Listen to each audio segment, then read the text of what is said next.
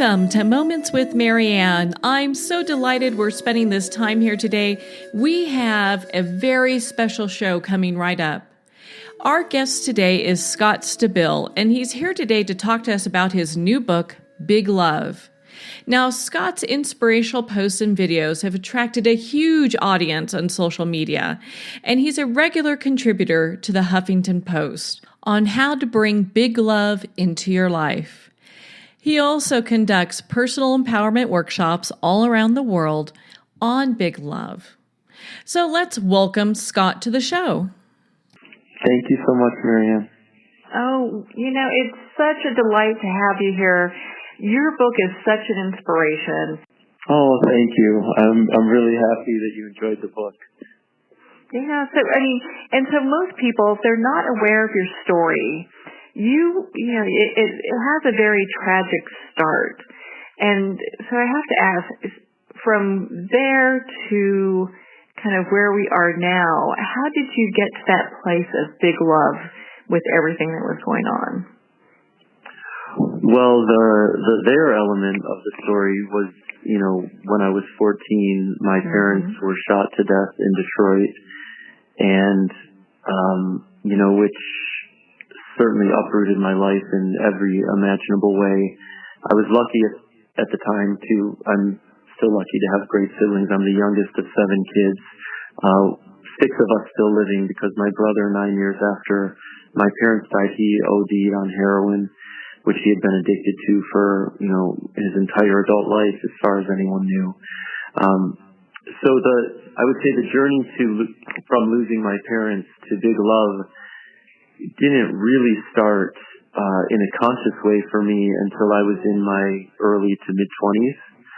And that was the time that I got a job at a world gift, new age gift store in San Francisco. I had moved out there after college, and there was a wonderful book section there. And it was the first time I had heard of enlightenment and, was reading books and meeting people who were committed to compassion and love as a life goal, not their careers or how much money they were making. And I was really absorbing this message, and it made so much sense to me. It resonated.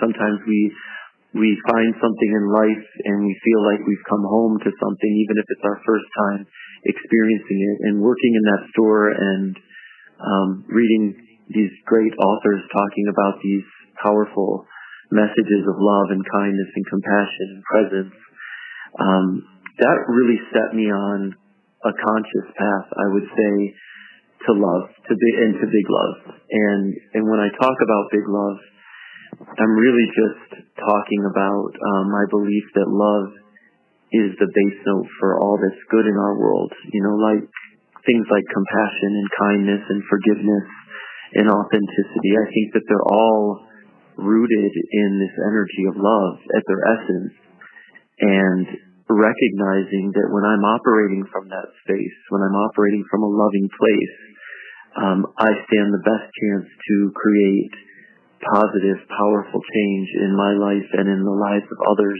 in my sphere and in the world, on the whole. But the years between 14 and the 20s, I spent a lot of time really in hiding, keeping the loss of my parents a big secret, keeping my sexuality a big secret, just feeling shame about so much of my life experience. And it wasn't until I started to open up and be more honest with not just everything I'd gone through, but also with everything I am, that I realized I was creating the possibility for deeper connections out there in the world and a deeper, more authentic connection with myself.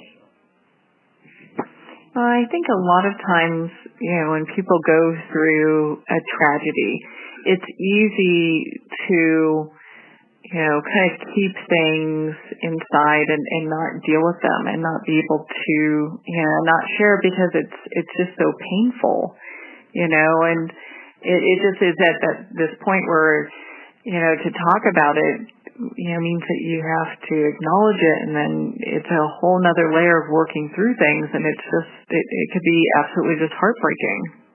Yeah, you're spot on, and I know that I don't think as a 14-year-old I made any conscious choices around how to deal with the grief with my parents, but subconsciously or divine intervention, call it what you will, some part of me knew that in order to survive, and I had to just lock it away at that point. I think that the sadness, the rage would have been too much for me in that time of my life. But there's a chapter in the book called Dig, and the whole premise of the chapter is kind of speaking to the opposite of what I just said. It's encouraging people to look at the stuff that we're holding inside, the painful side of our lives, our experiences that we're maybe not addressing, and to consider, digging some of that up, because it wasn't until, my experience in life is that we can't be selective about the walls we put up. Not really. If I'm choosing to put a wall up to looking at my darkness, I'm also putting a wall up to my light. And that's just the nature of energy. We can pretend that we can block out certain things, but ultimately we tend to block out things we wouldn't necessarily want blocked out in doing so. So when I really started to allow for grief in a different way, and I don't think there are rules to grief. I think we all grieve how we grieve, and that's fine. I don't think you have to go through 6 or 7 channels or whatever to feel like you've grieved correctly. I think that, however it plays out for you is how it plays out. But for me, I realized it was not serving me in a positive way anymore to keep it buried.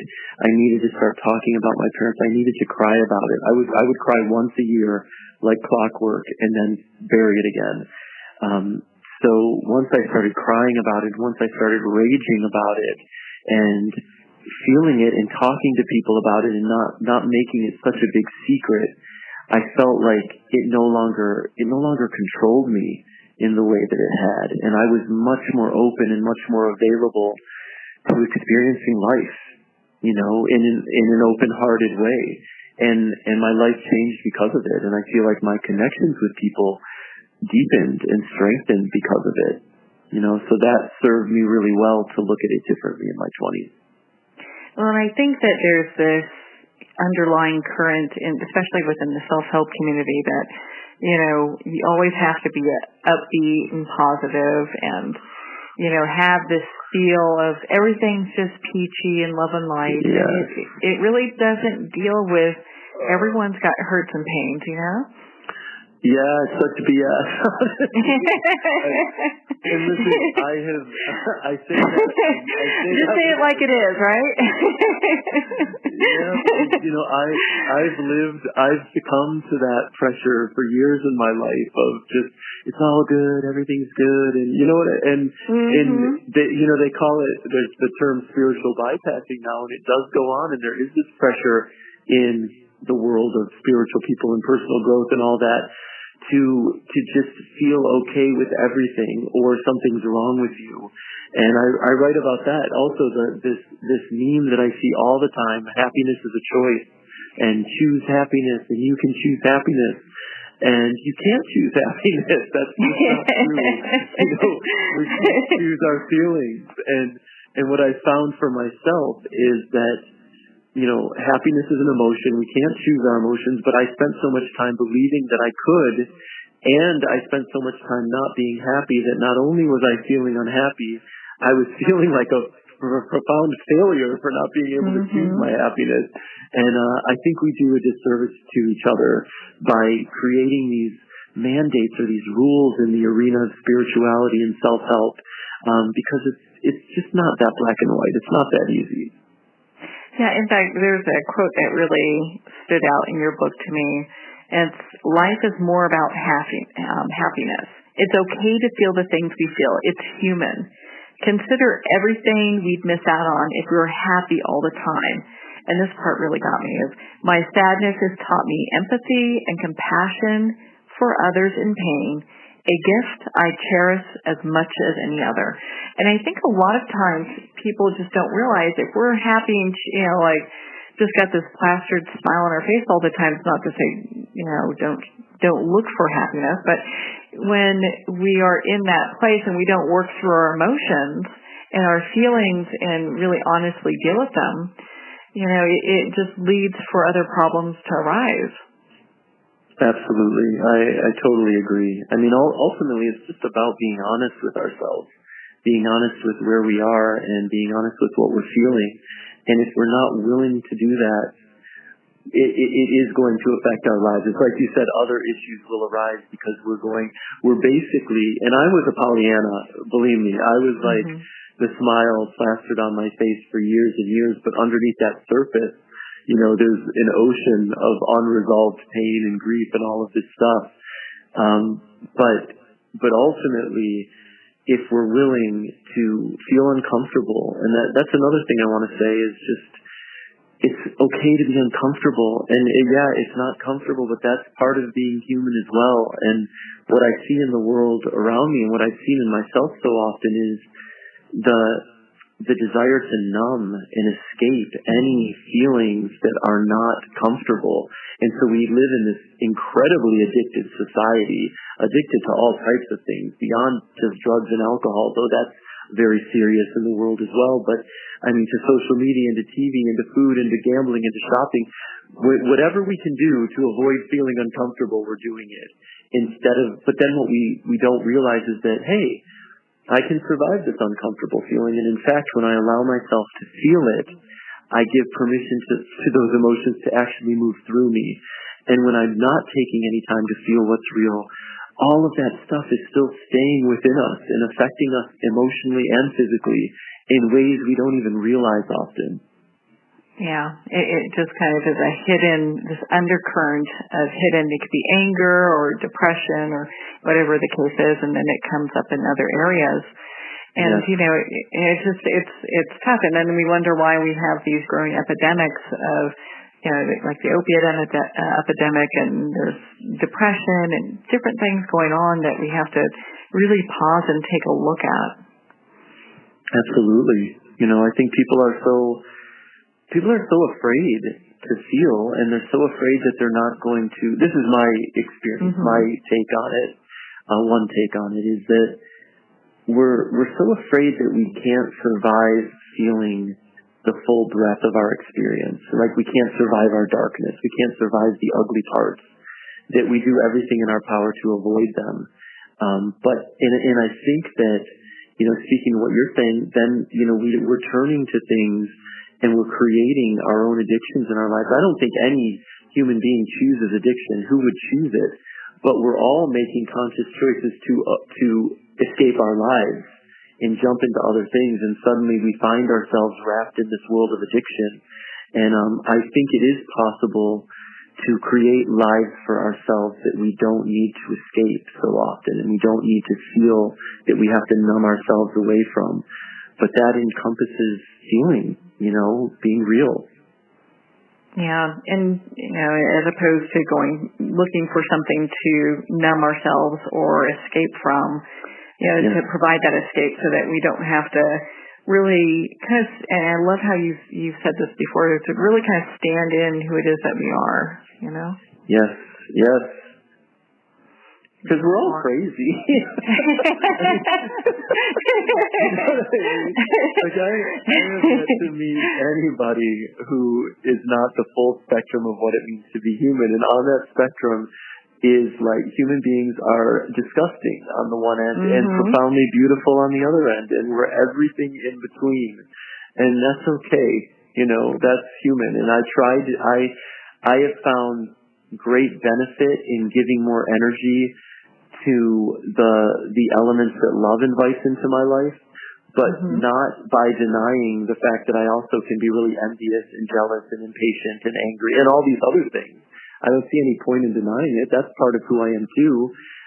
But I certainly, in terms of how I show up in my actions, I try to act in accordance with the part of me that understands that beyond all that noise and craziness, I am a being of love with kindness and compassion and forgiveness and all these beautiful things to offer the world, and that I'm serving everyone involved when I offer those things more often.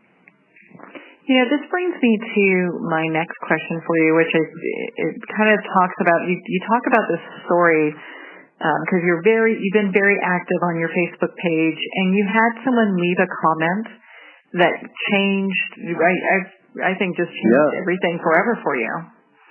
Yeah, I mean, when I started the Facebook page, it really was, the intention was like a Pollyanna's paradise, and all I was posting was like, life is beautiful and everything's great, and things like that. And the intention there was to be, a spot of positivity. So if someone's seeing my posts, they're gonna, just get a jolt of sunshine and smile and move on with their day.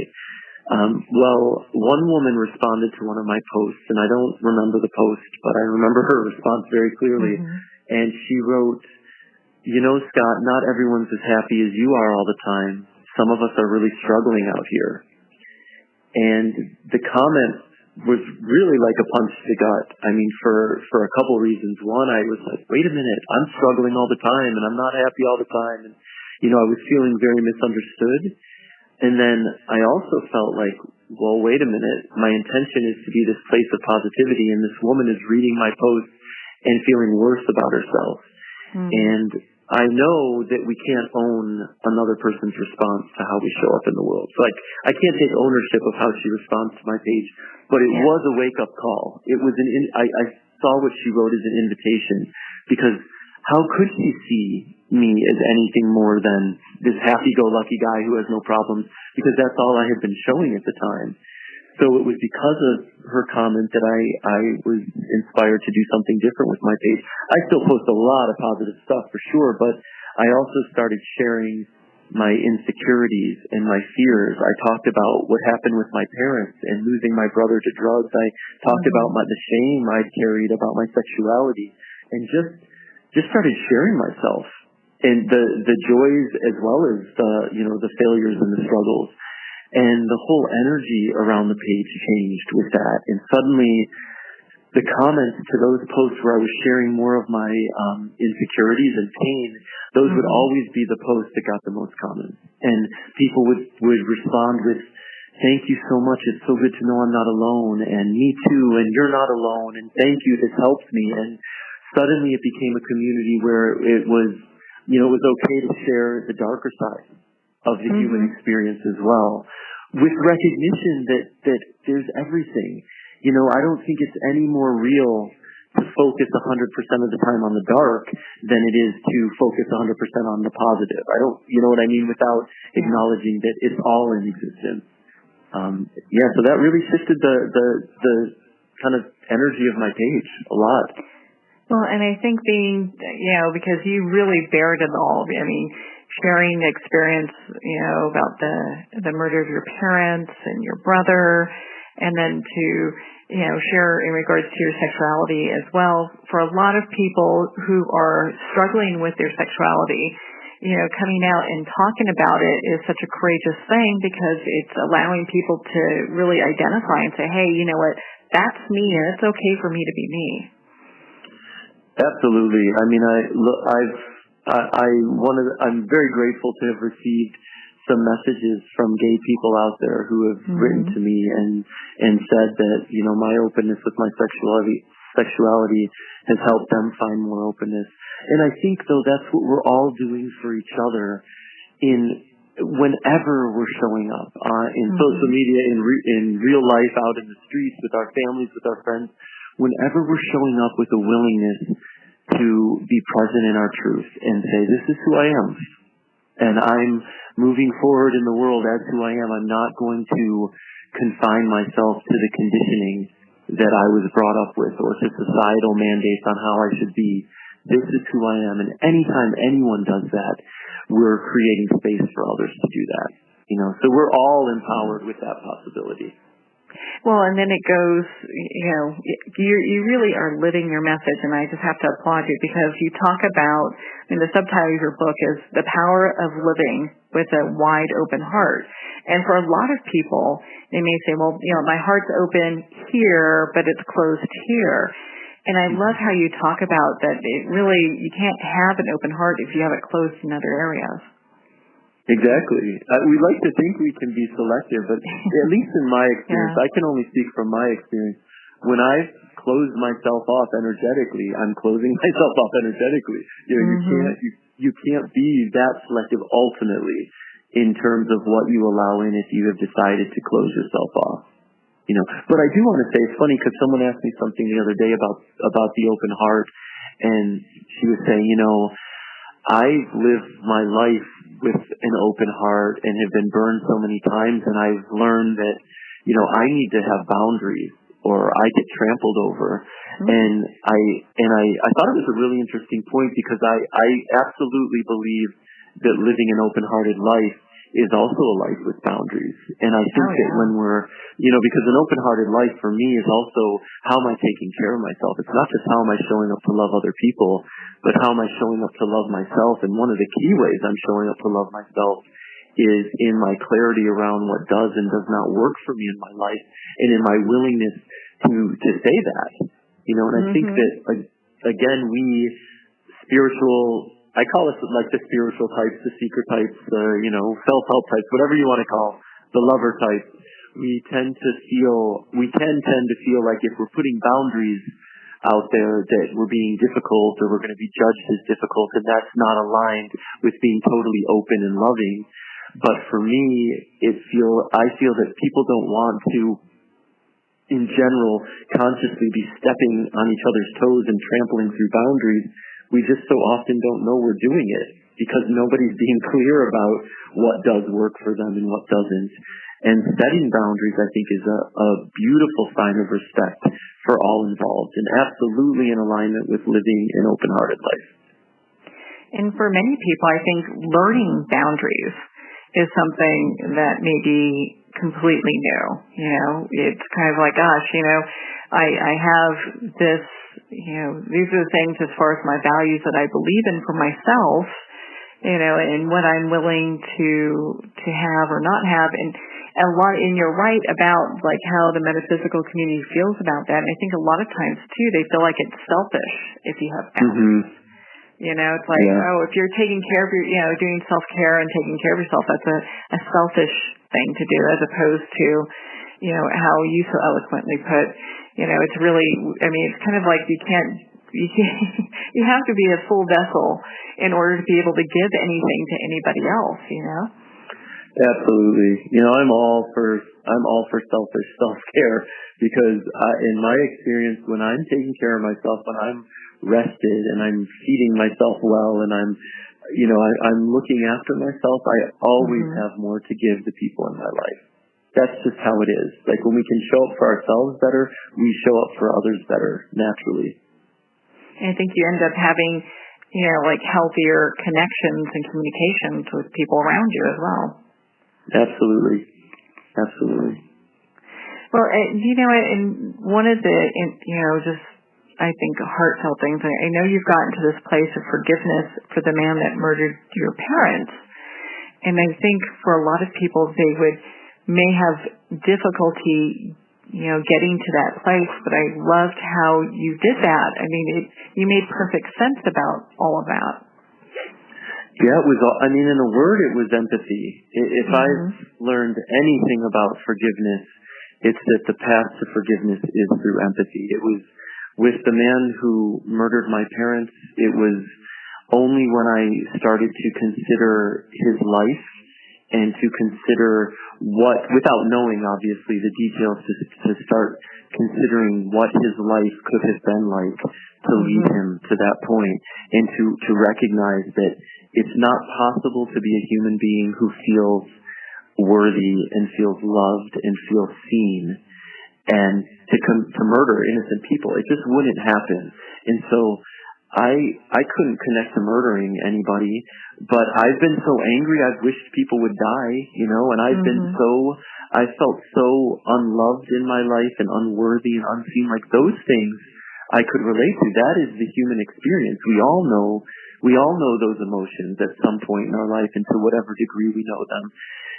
And when I started to recognize that and to connect with him through that lens, I just saw his humanity and recognized, like, this man did a horrible thing, made a really, really bad choice, and affected my life and the lives of many others profoundly because of it, and he's still no less worthy of love and forgiveness than I am.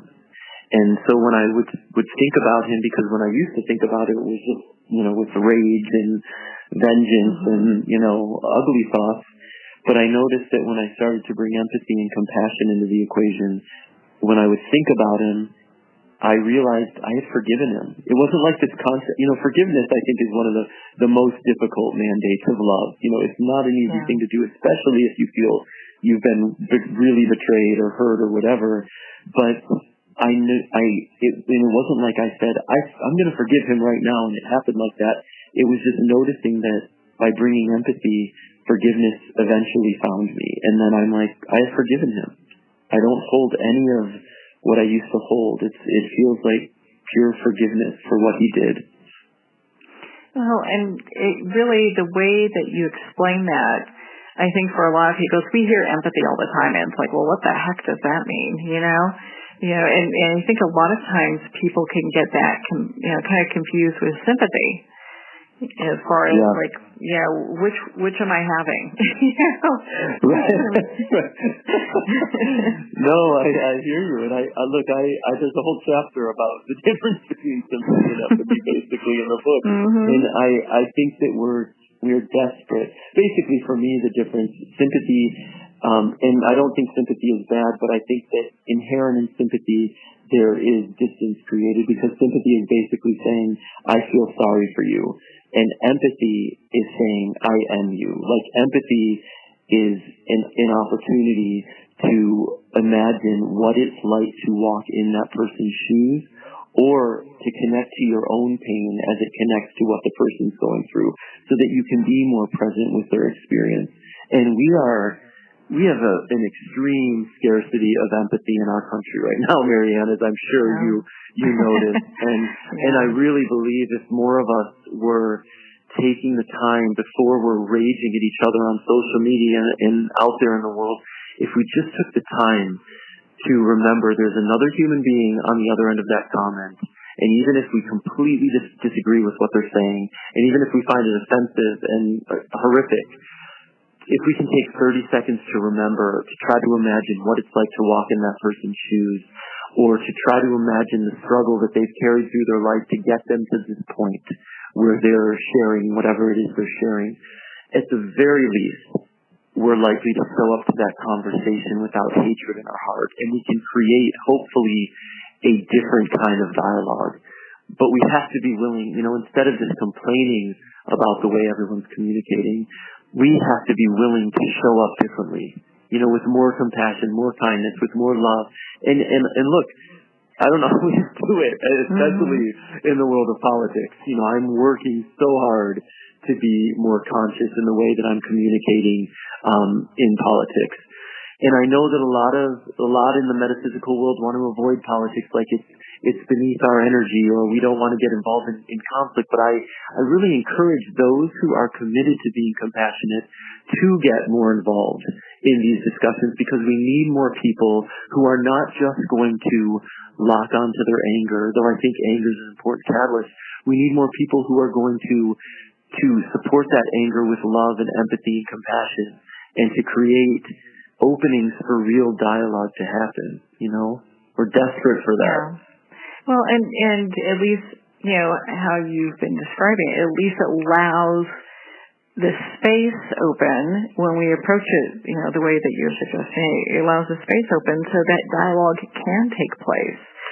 And a difference of opinion doesn't have to equate to hatred for somebody, It doesn't have to and shouldn't. It's crazy. It's like, that should not be a reflexive action to hate someone because we don't agree with what they're saying.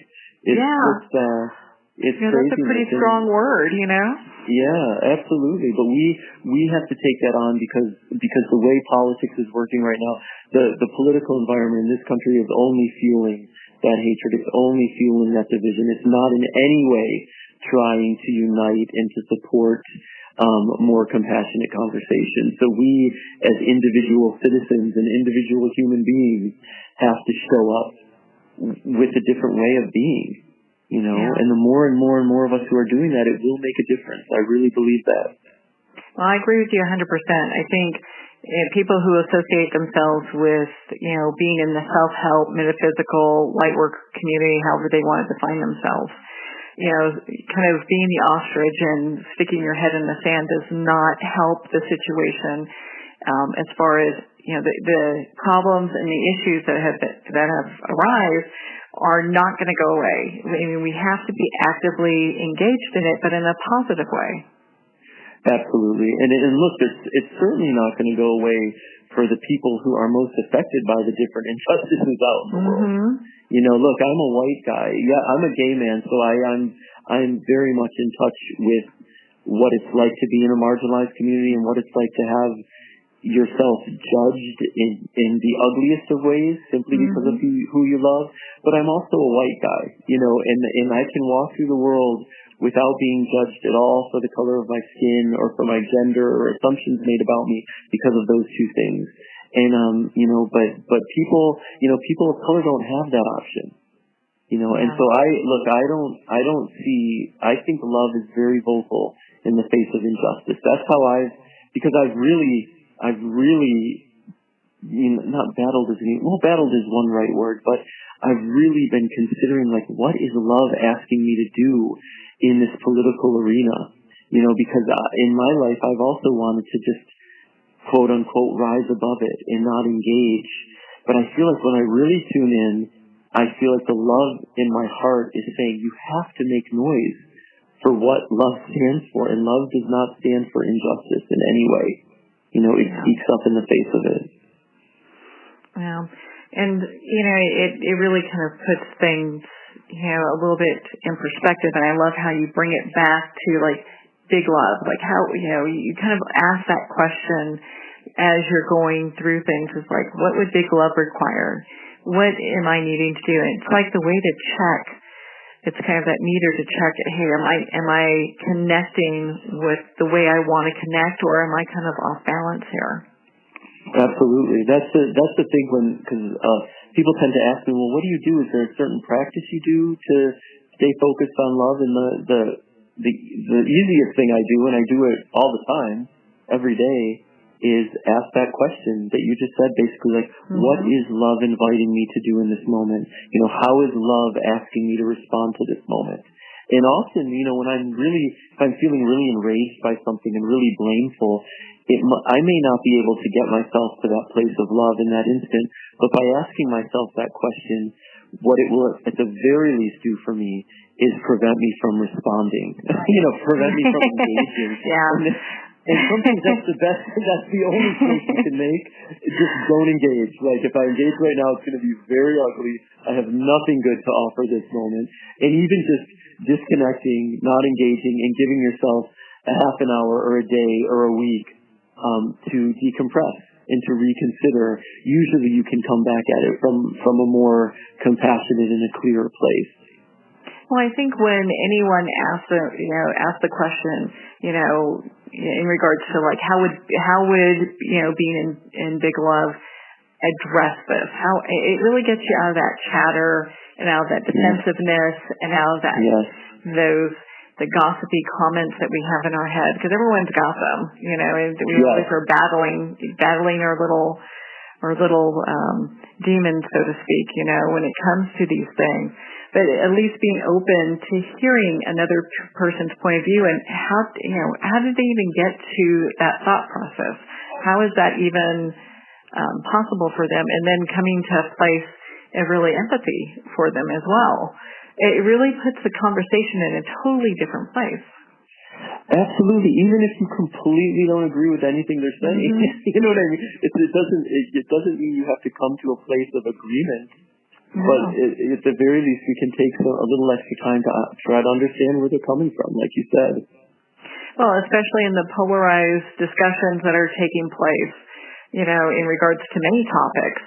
Households a lot of times are feeling like they're being broken up because they can't have discussions because things are so volatile, Absolutely. And I also don't look, I'm not somebody, if I feel like the person on the other end of the dialogue is just committed to their hatred and just committed to being hateful in the way they're communicating, I don't engage. I don't feel the need to show up for every conversation I'm invited to if all that's going to be spewed at me is like this volatile hatred, closed off speech. We don't have to participate in those conversations, but I'm certainly not going to feed it with more hatred. That is absolutely not going to serve anything. Well, I just talked that, it's kudos to you for appropriate boundaries, and then, showing people. Sometimes it's interesting. People, you hear a lot of talk about boundaries and different things, but having someone actually stand up and being able to basically teach people by their actions how it's done, I think is, it provides a bright light to the world. Yeah, and also I think, standing up and showing how it's not done, which is what I started to do. We all make mistakes, Exactly. There's a chapter in the book called The Meltdown. The whole chapter is about communication, but the whole chapter is about how what a horrible communicator I was with my partner this one evening when we were living in Panama, and I'm highlighting all of the mistakes I made over the course of this evening and all the ways I didn't show up with openness and with compassion and with love. But that serves as well, you know what I mean? It's like what not. I think we all can remember days like that, When gosh, wish I could have a redo of that night. I didn't handle that well at all. Exactly. I'm glad at least it made it a chapter in the book, and my partner and I laugh about it now at least. Yeah, he has a good laugh with you on it, I'm sure, because you look at, and everyone has to start from somewhere, but at least if you make the effort. And then, if things don't work out so well, you're having a great laugh about it in the chapter in your book, but at least being able to go back to the person and say something along the lines of, gosh, I really didn't handle that well. Let me try again, or let's talk about this, or whatever the case is, Absolutely. And what you're saying there is so important because it's speaking to ownership. And I think that's a critical component, is like bringing awareness to those moments when you're not aligned with the energy of love. You're being a jerk. You're being really impatient. You're being a know-it-all. Whatever you're being, are you able to not just bring your awareness to it, but own it? Apologize for it. You know what I mean? Because we're also afraid to own our stuff when we're not. You know what I mean? And just to be like, I'm sorry, I was wrong. How I handled that situation was really, really ugly. And look, I've gotten much better about that in my life. Not always in the moment, my ego gets out of control a lot too, but, I really do my best to go back when I have not shown up in a way that is very nice or whatever, and just say, I'm sorry, I was wrong there, and then start over, and bring a better version of yourself. Well, gosh, it sounds like you're human, Exactly. Yeah, exactly. We're all human. That's the thing. It's okay to be wrong. It's okay to be a jerk. It's not just okay, but it's beautiful if you can just say, I was a jerk last night. I'm sorry. Here I am today, trying not to be a jerk. Working on it, moving the discussion forward. It's interesting. Usually I'll say I'm having a bad hair day, But you have to be I'm careful. bald, so I can't say that. Well, the thing is if you say that to someone who has literal thinking, they're like, no, your hair looks nice. I've had people tell me that. And I'm like, no, you're missing the point. Of course. Yeah. But that ownership is so important. And do you know what? Gosh, I know we talked a little bit before, spending this time together today and chatted, and I know your book isn't a New York Times bestseller, but gosh, it should be, because it really is elevating the discussion for people in many capacities. We talk about forgiveness, we talk about love, we talk about empathy, showing up, taking responsibility. There's so many. It was really interesting. There are a lot of, personal development books out there. And sometimes while they give really good things like, hey, show up and be more cheerful, or be happy all the time, and, or don't watch news, or whatever the case is, they seem to miss the point for people who are actually living on this earth. Right. A great way of putting it, which is most people. Aside from the astronauts. Well, I'm sure they have an opinion about that as well. No, you're absolutely right. Look, I know I've been most served by the writers, teachers, thinkers, people who are willing to show their humanness and willing to show the messy parts of themselves as well, and not feel the need to pretend that they have it all together. Those are, because also they're also bringing great wisdom, based on their experiences in life, but it's rooted in this real understanding that, some days I'm flying and great and grooving, and other days I'm a puddle of mess in my house or whatever, and that's just how it is, and that's okay. Well, and I know we haven't touched on this yet, but you're also, involved in, and I think this can happen with a lot of people nowadays, especially with a lot of the different metaphysical communities that are out there. You found yourself involved in a cult, not really realizing it, and then left that. And I really applaud you for that as well, because there's something to be said about being your own guru, is looking within and finding those answers. Not having, Joe Saint tell you, or Joe, whoever tell you, hey, these are the things you need to do in order to attain spiritual enlightenment. Absolutely. Look, I'm like many seekers out there, the spiritual seekers, I think we're always looking for teachers. We're always open to, and I think that's great, because I'm finding teachers in, podcasts and radio shows like this, and in books, and in people all over the place.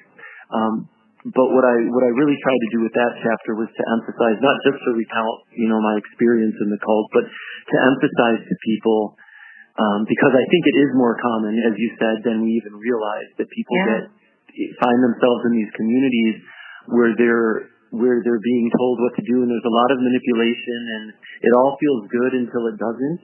And I really just want to encourage people, like you said, to be your own guru, and to recognize that no matter who you are choosing as a teacher in your life, and for how long they may have been a teacher, it is always within your power to move on from that person or book or philosophy if you feel it's no longer serving you in a positive way. And even if everyone in your life is all about this person or this book, but it doesn't jive with you, that's okay. And that when we do find the courage to move on and the clarity to move on from the teachers that are no longer serving us, that's when we create space for new teachers to come into our lives in the way of new books, new podcasts, new people, whatever it is. But we have to be willing, I think in all areas of our lives, we have to be willing to move on from the experiences, from the relationships that are not feeling good and are feeling like they're doing more damage than healing in our lives. Yeah. Well, and the thing is, with my experience with that has been that when, we come across a teacher or somebody that has a little bit more information in one area or another than we do, I look at it as if they're like a piece of our puzzle, they're just there for a period of time to help us with the information we need so we can continue on our journey, so. I love that. Yeah, it puts things in perspective. Yeah, absolutely. And I look on my experience in the cult. I have a lot of positives that I took away from that. A lot. That in part really helped me center into my desire to walk the path of love, and to be unconditional about that. So I see a lot of gifts from that experience in my life, and I don't at all want that as a part of my life anymore. I'm glad I left. Yeah. It's kind of a season, and then things moved on. Yes. And take with it what you developed and what you experienced. Now, gosh, there's so much that I took away from your book, Big Love. I love it, obviously.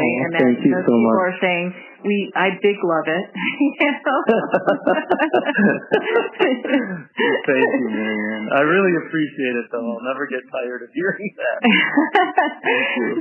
Well, and so when people pick up your book, if you had like an underlying message or an overall message, what would be something like I know there's many messages that I took away from it, but what would be like one of the messages you want your readers to take away from your book? So I would say one main message is that I don't believe anything stands to transform your life more than choosing love as often as you can possibly choose it. So it's a constant invitation in this book to make that choice and see how that affects your life, and when I'm saying choosing love, I mean choosing kindness, choosing compassion, choosing forgiveness, choosing authenticity, which is nothing more than self-love. When we feel empowered to be our most authentic, it's because we're loving ourselves. So when you're looking in the mirror, I'm not just talking about how we're showing up in the world. How are you showing up to your mirror every day? I would say that's one of the biggest messages I want from the book.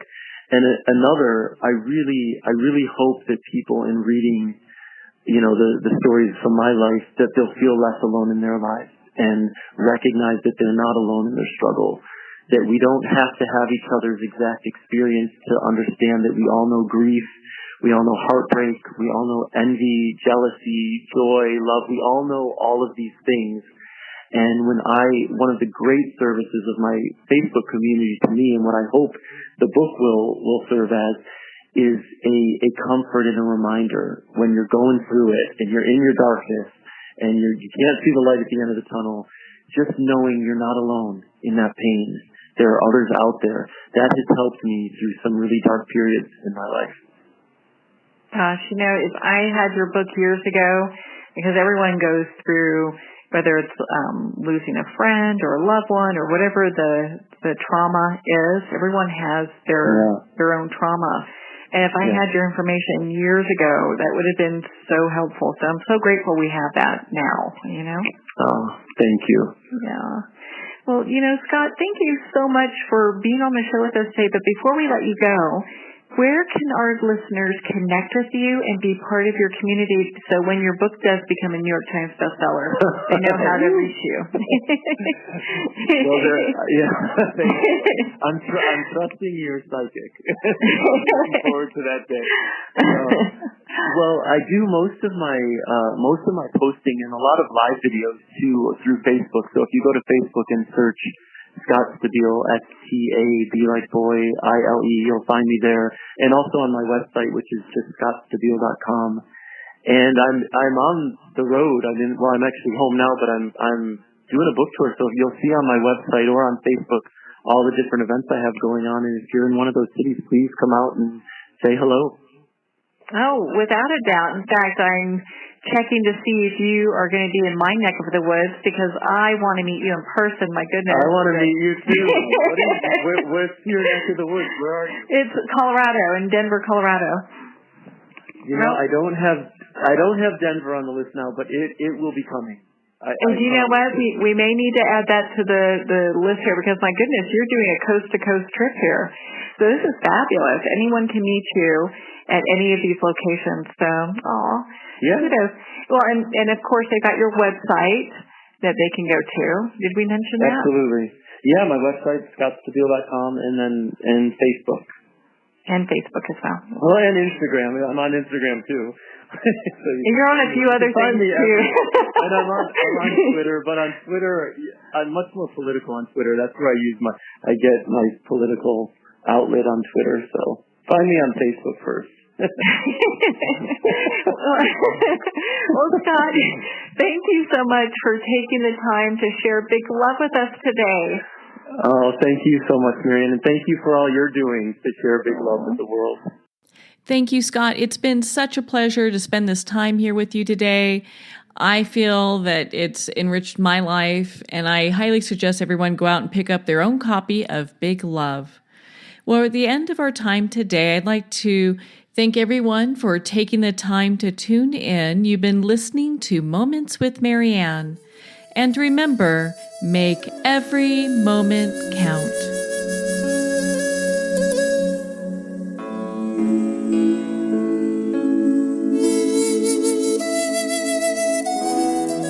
In a single moment, your life can change. Moments with Marianne is a transformative hour that covers an endless array of topics with the best of the best. Her guests are leaders in their fields, ranging from inspirational authors, top industry leaders, and business and spiritual entrepreneurs. Each guest is gifted and a true visionary, a recognized leader in her own work, and while teaching others to develop, refocus, and grow, Marianne will bring the best guest and sometimes a special surprise. Don't miss this. You never know just which moment will change your life forever. Moments with Marianne airs every Thursday, Friday, and Sunday at 8 p.m. Eastern, 6 p.m. Mountain Time. Make sure to tune in and visit momentswithmarianne.com for more information.